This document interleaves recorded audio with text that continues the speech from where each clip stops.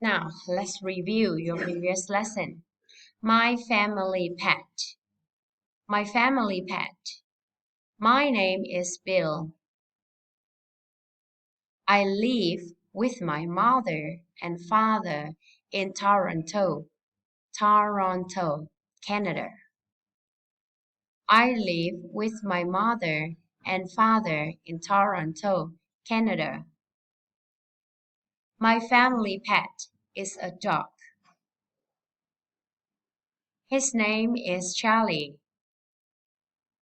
He is 5 years old. He is brown. I love my dog.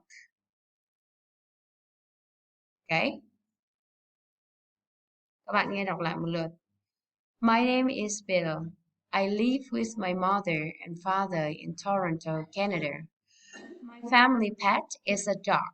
His name is Charlie. He is 5 years old. He is brown. I love my dog. Các em luyện đọc bài thứ nhất.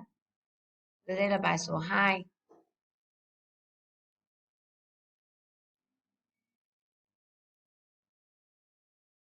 Mary, do you have a pet? Yes, I have a bird. His name is Tommy. Really? Cool. What color is he? He's yellow. Do you have a pet bird, Joe? I don't like birds. We have a cat. What color is he? He's brown. Ở phần này các bạn lưu ý cái phát âm của các từ really, cool, birds, color. Ta nghe lại một lượt. Mary, do you have a pet? Yes, I have a bird. His name is Tommy. Really? Cool. What color is he? Cậu bạn. He's yellow.